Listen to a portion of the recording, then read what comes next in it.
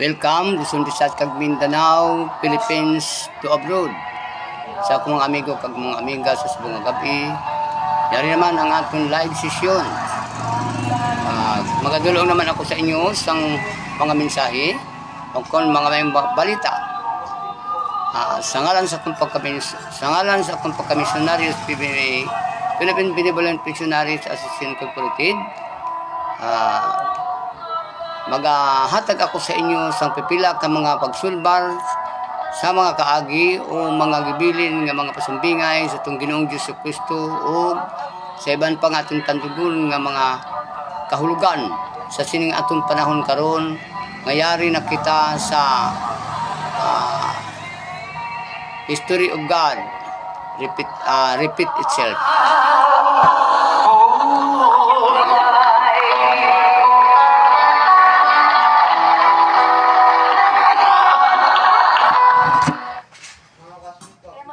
No, kahit na alam natin na Bayan sa akong mga amigo kag mga amiga sa subong nga gabi. Kagabi ginhisgot naton ang padayon nato nga pagtandog kag pagasaysay sang mga sugilanon sa Old Testament o pakadto sa New Testament. Kaya ang atong testamento duha ka hugna ang ating testamento, Old Testament o New Testament. Kag ang akong posisyon sa social media, isa ako sang missionary sa Philippine Benevolent Pensionaries Association Incorporated. Sana siling ko na, dili ako pastor, dili ako pare o usa lamang ako ka excuse me, ka misyonaryo sang PBMA.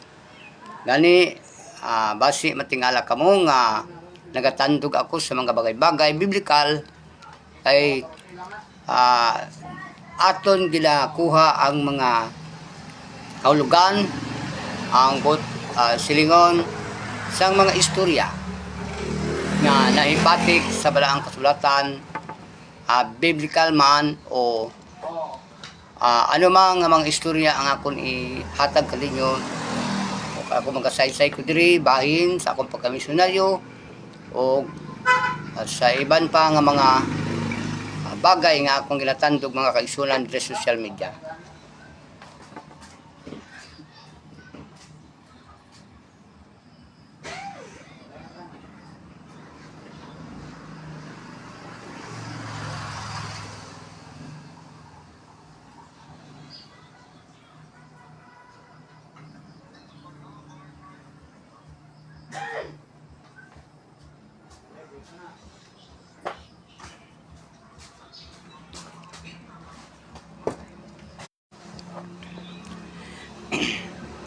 Bosas sa akong mga amigo kag mga amiga sa subong akong kamo ginapahibalo kundi naman makadto ining akong mga tingog o akong istorya sa kahanginan di social media.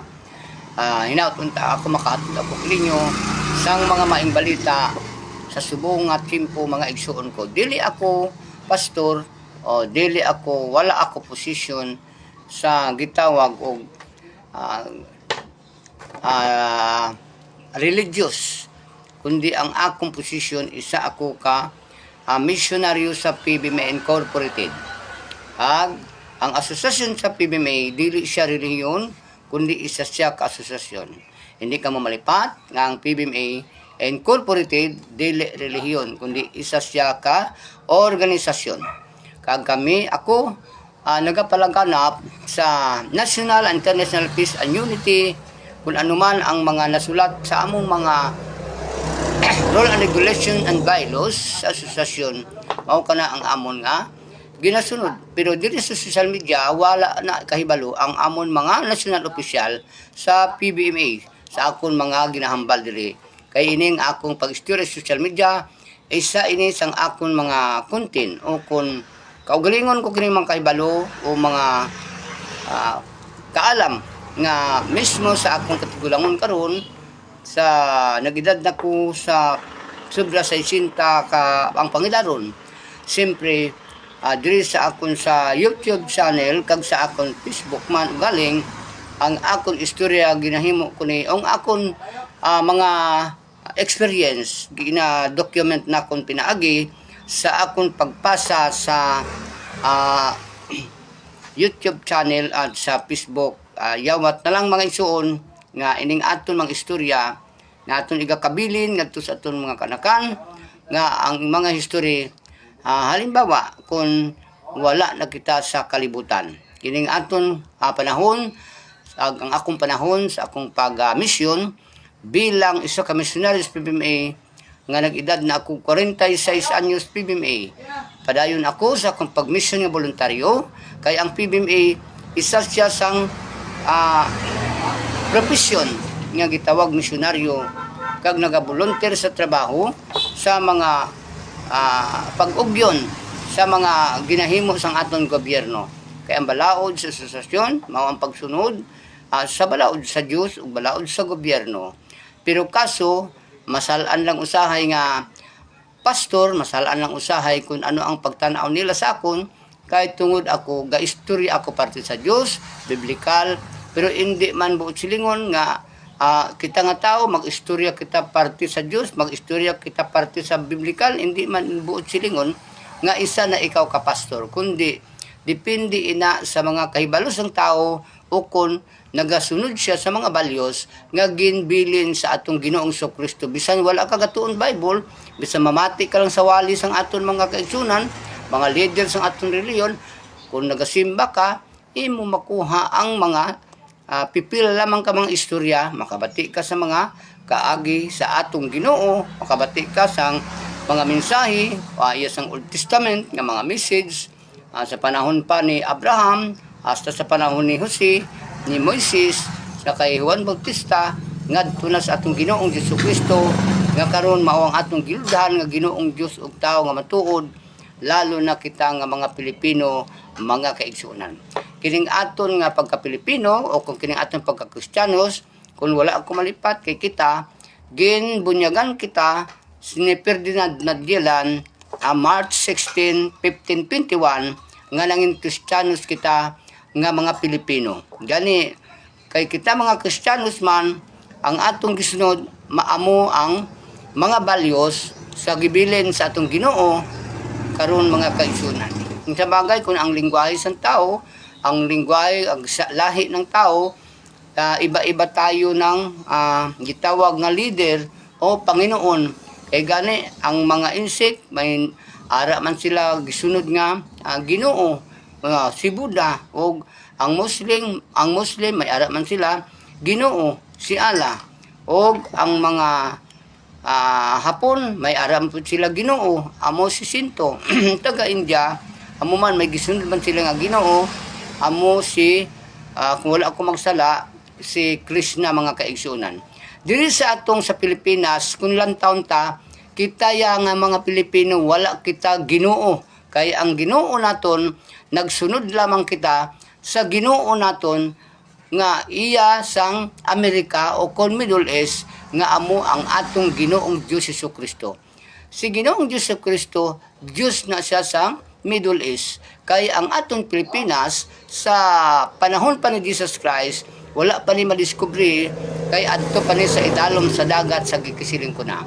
Ini ang ako mga istorya bilang istorya lamang ini pero hindi ini detalyado kay akong gisiling nga akon lamang ini content sa akong pag-live sa akong Facebook o kun sa YouTube channel nga akon ginaistorya ang madumduman ko kag ang maistorya ko lang amo ini ang akon nga ginahimo diri sa social media paghatod kaninyo og mga balita bahin sa mga kauyuhan para sa aton mga kaigsunan adto lamang ang nagapati sa isa ka misyonaryo, isa ka misyonarya membros PBMA. Kay diri sa PBMA hindi basta-basta nga ikaw mangin membro ka sa PBMA kay madamo ikaw sa mga eksaminasyon nga lakaron kung ikaw mangin misyonaryo sa PBMA. Ang PBMA dili siya usa ka negosyo kundi isa siya ka asosasyon nga organisasyon non-profit non-sectarian o humanitarian, brotherhood, friendly, o civic organisasyon o kung bayanihan. Madamo ang mahimo sang PBMA nga mga gitawag maparte siya o kung mabutang siya sa specs mga kaigsunan nga ang buot silingon sang specs spirituality, polity, economic, cultural, social. Kag madamo ang ginahimo sang PBMA. Pwede lang magkunik ang mga membros PBMA makig-angay, makigsunod, makig-ugyon sa mga programa sang aton gobyerno, sa aton barangay, sa aton syudad, ang PBMA nga kunik sa aton gobyerno kay madamo siya sang pwede mahimo sang PBMA mga kaigsunan. Dili siya pwede nga ining akong istorya diri sa social media, hindi buot silingon nga nag-advertise ako mga kaigsunan. Kundi kaugalingon ko kini nga content kay high-tech na kita karon, ari na kita sa social media mga kaigsunan. Kay hindi naman pwede nga kung sa bagay sa subong nga nagamahal na ang tanan mga kaigsunan, dapat na kita mag-inot sang aton mga load mga kaigsunan sang aton mga cellphone. Kaso usahay hindi naton malikawan kay ngano man daw hindi na kita makalikaw kay daw ato nagidbisyo ang gitawag paggamit sang cellphone kay labi na kung ganegosyo ka, kung ano ang ginahimo mo, estudyante, madamo ang mahimo sang aton nga cellphone mga kaigsunan, hindi malikawan nga nagalud kita sa aton cellphone. Gani anong himuon ta kay galud kita sa aton cellphone, hingalitan ta paghimo kita content sa social media nga makapaayo sa aton susyudad, sa aton gobyerno, makatabang kita kay amo ini ang aton obligasyon nga mga misyonaryo-misyonarya mga kaigsunan. Yani kahibalo ako nga ang atong mga nagpalamati kag atong nagatanaw, kung hindi man niya sila mag-like, hindi man sila ya maghatag og komento, nagapamati gihapon sila dili members PBMA, laban ang mga dili members PBMA. Gani ang sambal ko naman sa akong mga bisita diri, pamati lang kamo sa akong istorya, labi na sa akong pagtudlo nga pagpangamuyo kay ang aton diri sa social media o hindi naman kinahanglan nga kung ano ang imo gitun-an sa imo asosasyon, hindi man pwede nga imo diri iistorya kay limitado ang aton pag-istorya sa social media. Kita nga mga misyonaryo ug misyonarya mga kaigsunan. Welcome sa gyapon sa sining aton nga programa diri sa social media. Luzon, Visayas kag Mindanao, Philippines to abroad sa aton istorya. Yani dito kita naguntat sa istorya naton sa panahon pa ni Moises. Din nakagwa na sila sa ginharian ni Paraon kag dito sila naabot sa kadagatan nga wala na sila agyan. Gani gingamit na ni Moises ang iya nga baston nga ginpihak niya ang dagat kag nag-agi sila kag nagtabok sila sa duta sa saad mga kaigsunan. Ang gintabukan ni Moises upod sa mga tao amo ang duta sa saad. Diin nga ginlagas sila sang mga soldado ni Haring Paraon, ginbalik ni Moises ang tubig sa dagat nga ilang gihimong dalan nangamatay ang mga soldado nga ginpalagas ni Paraon sadto nga panahon mga kaigsunan. Amo adto ang sinyalis sang paghugas nila, pagbag-o sa ila kalibutan. Kay mga igsuon, ini nga aton istorya ginatawag nga history of God repeat itself. Nagabalik-balik lang ang istorya sa Ginoo, pero lain-lain na nga mga figura, lain-lain na nga mga isura. Gani sa panahon ni Juan Bautista o panahon ni Moises, o sa panahon ni Moises kung wala ako magsala, malaktod ta, makadto ta kay Juan Bautista. Gani, si Moises, nagsaad siya magbalik, pero wala siya makabalik tungod kay ang iya figura, alain naman usab ang iya figura. Lain-lain pag ang mapatay na gani ang atong mga tao, kay ang atong Ginoo magpakatao man siya katulad sa aton, maistorya naton siya, makahalubilo naton siya pareho sa kapanahunan ni Jesus Christ, sa kapanahunan ni Moises, sa kapanahunan ni Noe. Dito kita sa Old Testament ungkon sa panahon ni Noe. Diin ang nahitabo usab nga ginhugasan sa Dios ang kalibutan, amo man ang arka nga ila gisakyan niadto mga panahon. Gani malawig ng istorya ang atong istorya sa panahon pa ni Moises o kon sa panahon pa ni Noe. Ang panahon ni Noe, nagmarkag yapon sila pula paghugas ang kalibutan. Kay naghambal si Noe nga mga igsuon ko, kung magpula na ang palos ng arka, magpula na ang bato sa lungib nga akong gipangamuyuan, nagpaintindi nga maabot na ang anaw. Mga igsuon, wala man niya ang Diyos magbutang dito sang pula, kundi mismo ang mga tao mismo nga mga abusado, ang mga tao nga dili tumuluo, amo ang nagaabuso, nagahimo sang butang nga mahitabo ang mga panagna sa atong Ginoo. Maura gihapon mga igsuon sa pagkakaron. Karon ari kita sa Pilipinas, aton makita karon kay abi niyo mga igsuon, ining atong karon kinahanglan magampo kita, ipangalian naton nga ang atong pamahalaan giyahan sila kag tuytoyan. Kay ning atong nasud nga Pilipinas, duha lang kita matinuohon sa balaod o masinupakon sa balaod. Kag kini ang masinupakon sa balaod, mausad na ang kalaban sa matinumanon sa balaod. Gani kini mga panghitabo sa kalibutan sa atong nasod nga Pilipinas, mahitabo sa aton ang gitawag nga daw Armageddon War, kay tungod kini Pilipino batok Pilipino, mag-away kita mga kaigsuonan, magpatay mga igsuon ko.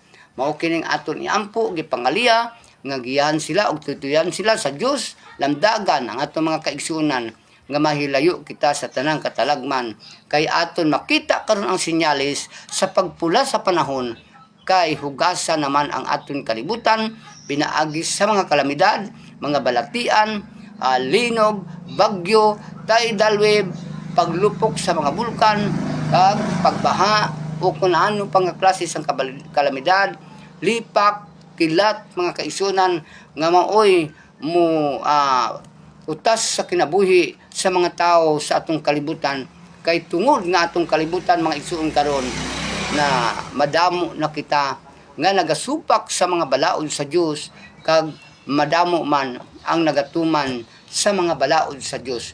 Aton pa kining duha ka bagay, kining duha ka mata ang atong gibantayan, kita pag-ampo og mga liya kita sa matag panahon para ihilayo kita sa tanang katalagman ning aton nasud ka Pilipinas mga kaigsunan.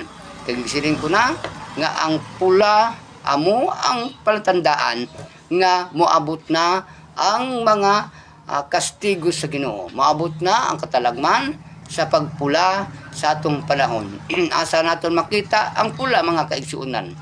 Mao na nga sa aton Philippine flag, makita naton ang pula sa Philippine flag, makita man naton ang blue, makita naton ang puti, may mga kahulugan ina sila ang aton Philippine flag.